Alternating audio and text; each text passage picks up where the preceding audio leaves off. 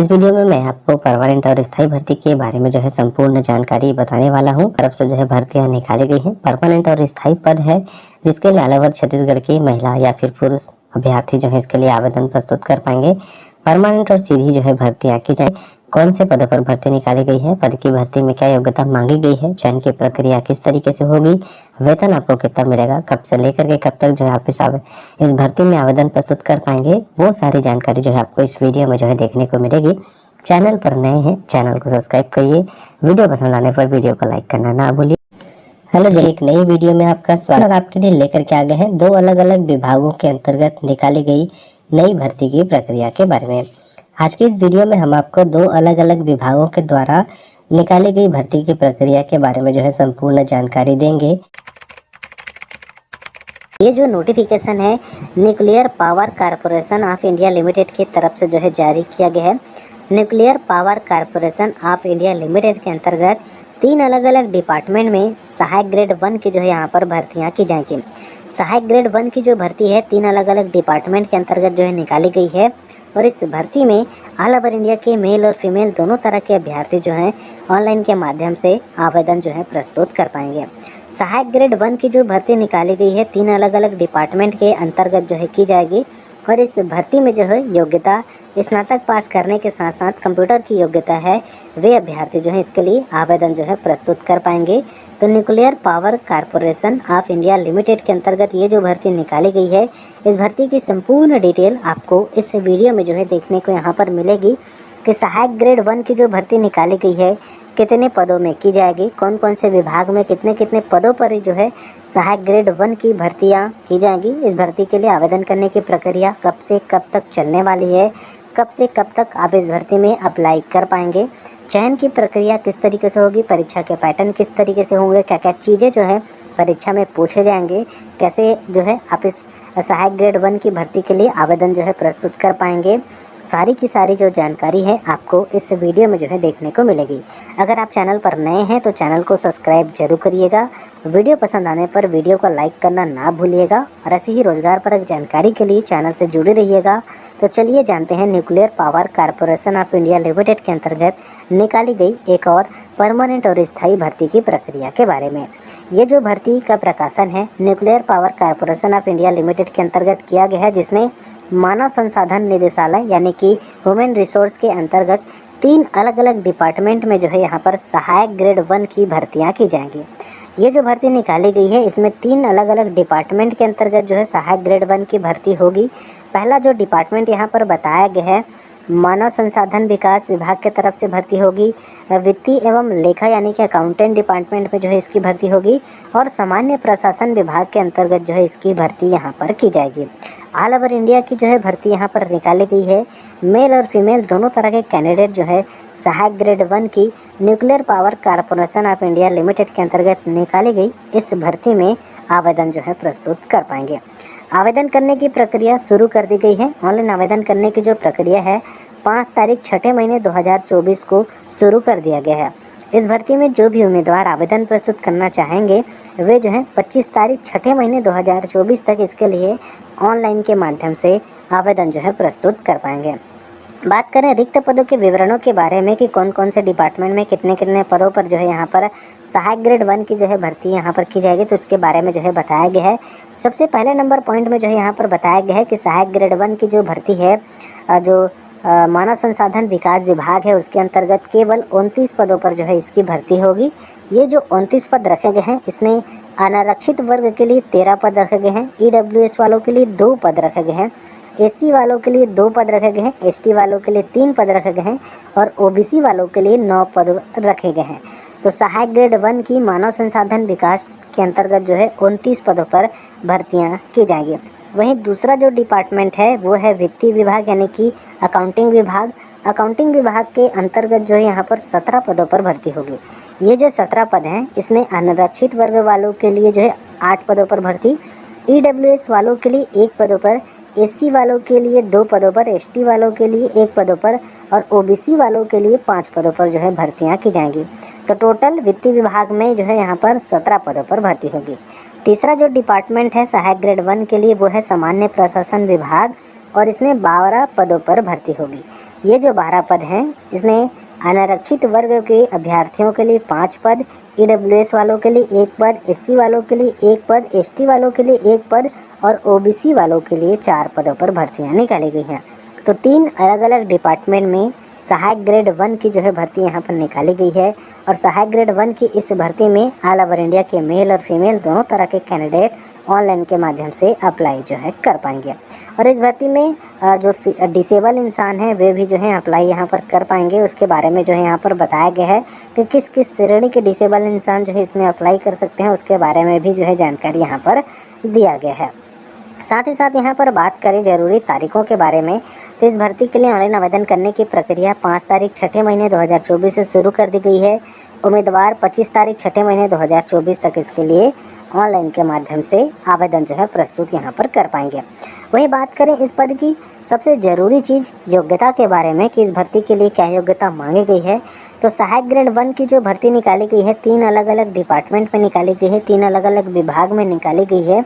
और इसमें न्यूनतम जो योग्यता यहाँ पर रखा गया है 50% अंकों के साथ जो है स्नातक की डिग्री आपके पास होनी चाहिए, तब जो है आप इसके लिए अप्लाई कर सकते हैं। तो यहाँ पर बताया गया है कि किसी मान्यता प्राप्त विश्वविद्यालय से न्यूनतम जो है 50% अंकों के साथ जो है आपके पास कोई भी स्नातक डिग्री यहाँ पर है तो आप इस भर्ती में अप्लाई कर सकते हैं। सहायक ग्रेड 1 की 3 अलग अलग डिपार्टमेंट में भर्ती जो है यहाँ पर निकाली गई है। तो अगर आपकी योग्यता जो है किसी भी यूनिवर्सिटी से जो है स्नातक पास करने की है किसी भी सब्जेक्ट में 50% अंकों के साथ, तो जो है आप इस भर्ती के लिए अप्लाई कर सकते हैं।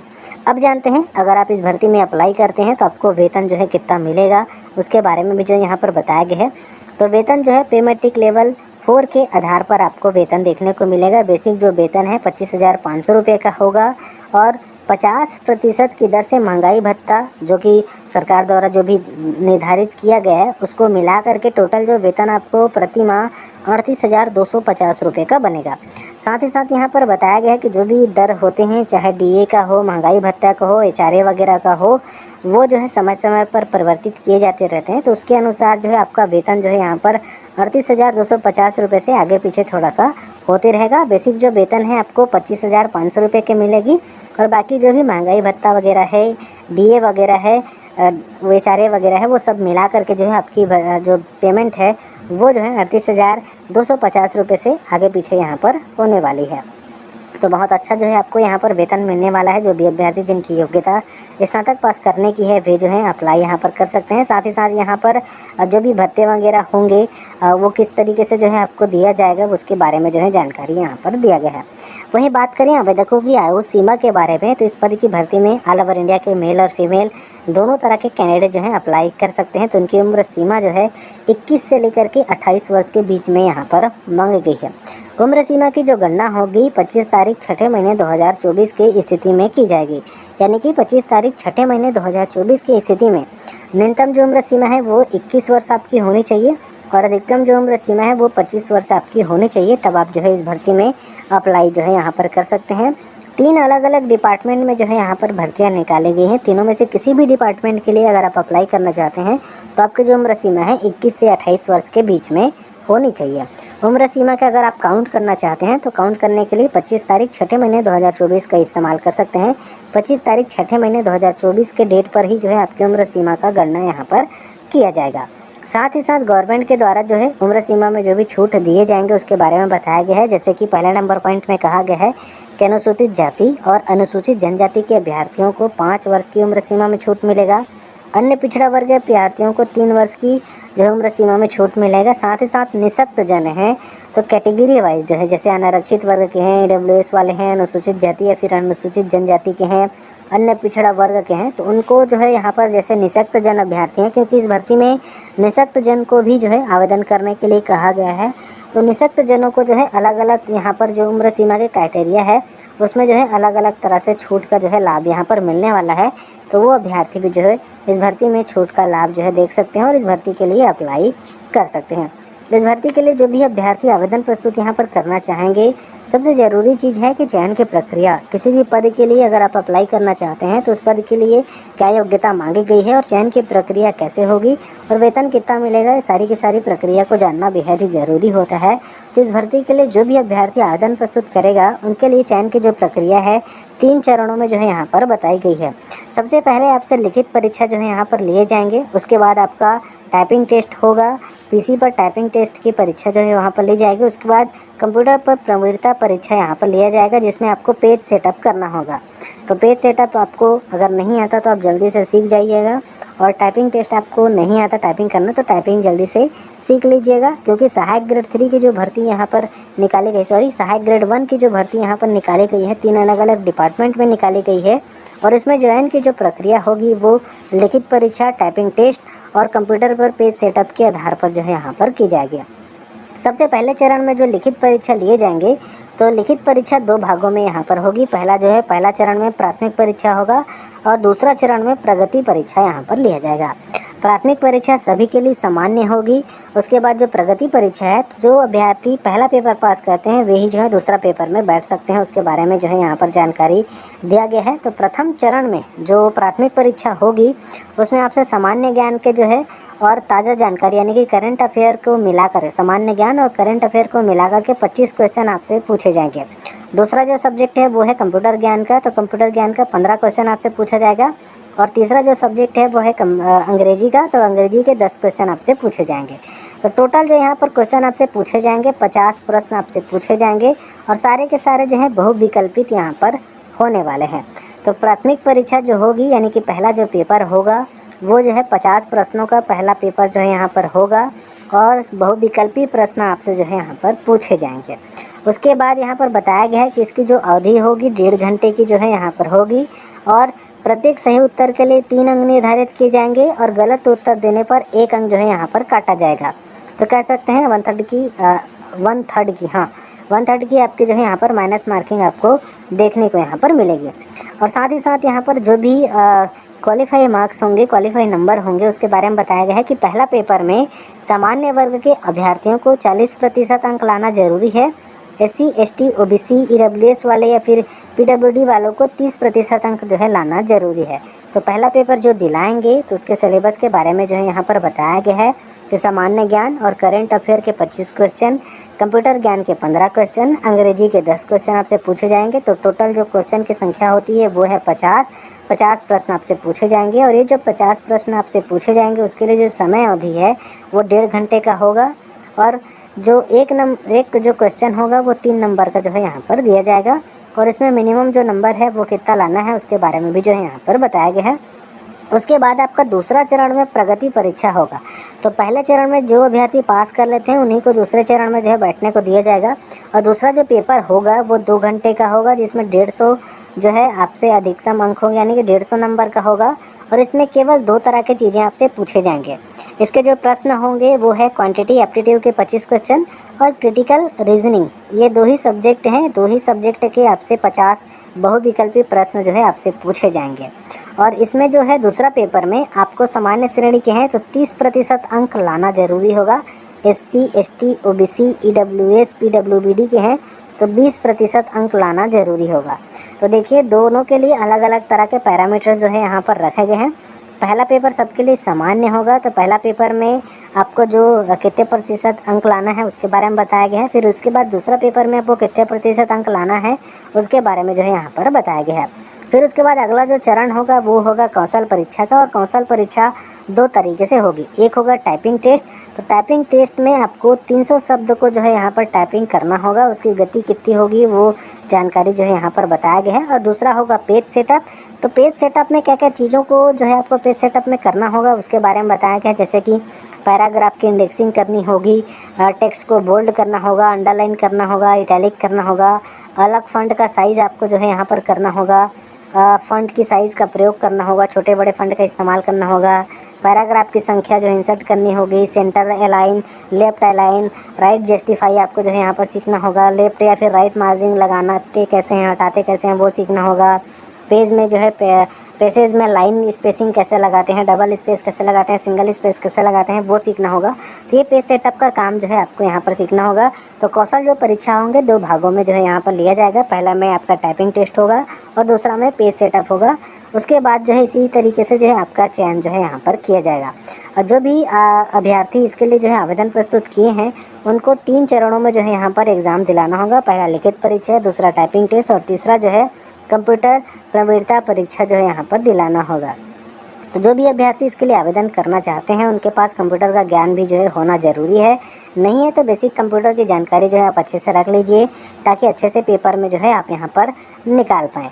कौशल परीक्षा के समय जो है मूल दस्तावेज यहाँ पर लाना होगा सत्यापन करने के लिए। तो क्या क्या दस्तावेज लगेंगे उसके बारे में भी जो है यहाँ पर बताया गया है। तो जो भी अभ्यर्थी इस पद की भर्ती में आवेदन प्रस्तुत करना चाहेंगे तो क्या क्या दस्तावेज लगेगा जब कौशल परीक्षा लिया जाएगा तो उसके बारे में जो है जानकारी हासिल कर सकते हैं। अब जानते हैं कि इस भर्ती के लिए कैसे आपको आवेदन प्रस्तुत करना होगा। तो आवेदन करने के लिए आपको इनके ऑफिशियल वेबसाइट पर विजिट करना होगा। आवेदन करने की जो अंतिम तिथि है 25 तारीख 6ठे महीने 2024 तक की यहाँ पर रखी गई है। 25 तारीख से पहले आप इसके लिए ऑनलाइन के माध्यम से जो है आवेदन प्रस्तुत यहाँ पर कर पाएंगे। ऑनलाइन आवेदन करते समय जो भी ऑनलाइन आवेदन करने की जो प्रक्रिया है कैसे होगी उसके बारे में भी जो है यहाँ पर जानकारी दिया गया है। तो आवेदन करने से पहले किस तरीके से आपको आवेदन प्रस्तुत करना होगा, क्या क्या डॉक्यूमेंट आपके लगने वाले हैं, वो जानकारी भी जो है यहाँ पर विभागीय PDF फाइल में दिया गया है, उसे आप अच्छे से देख सकते हैं। धमतरी क्रिश्चियन अस्पताल में दोस्तों न्यू भर्ती के लिए दोस्तों नोटिफिकेशन जारी किया गया है। आप लोग देख सकते हैं इसमें पोस्ट नेम पोस्ट डिटेल की बात करें तो आप लोग देख सकते हैं इसमें फार्मासिस्ट के दोस्तों एक पोस्ट पर भर्ती होने वाला है। इसमें क्वालिफिकेशन की बात करें तो दोस्तों डिग्री डिप्लोमा फार्मासिस्ट आप लोग देख सकते हैं क्वालिफिकेशन होना चाहिए दोस्तों। और इसमें 1 वर्ष ही दोस्तों एक्सपीरियंस भी होना चाहिए। और डायलिसिस टेक्नीशियन के दोस्तों एक पोस्ट है, इसमें देख सकते हैं क्वालिफिकेशन 12वीं पास आप लोग देख सकते हैं 12वीं पास होने वाला है दोस्तों। इसमें भी 1 वर्ष ही दोस्तों एक्सपीरियंस होना चाहिए। और MRD टेक्नीशियन के दोस्तों एक पोस्ट है, आप लोग देख सकते हैं इसमें भी 12वीं पास होने वाला है, आप लोग देख सकते हैं। और लैब टेक्नीशियन के दोस्तों 2 पोस्ट पर भर्ती होने वाला है, इसमें भी 12वीं पास होना चाहिए दोस्तों और 1 वर्ष एक्सपीरियंस होना चाहिए दोस्तों। और दोस्तों क्लर्क के 1 पोस्ट है और इसमें क्वालिफिकेशन की बात करें तो आप लोग देख सकते हैं 12वीं पास, साथ में DCA PGDCA कोपा होना चाहिए दोस्तों। और इसमें भी 1 वर्ष ही एक्सपीरियंस होना चाहिए, आप लोग देख सकते हैं दोस्तों। आशा करता हूँ कि आपको वीडियो अच्छा लगा होगा। अगर वीडियो अच्छा लगा तो इसे ज्यादा से ज्यादा लोगों तक शेयर करें, लाइक करें, सब्सक्राइब जरूर करें। वीडियो देखने के लिए आप सभी को बहुत बहुत धन्यवाद।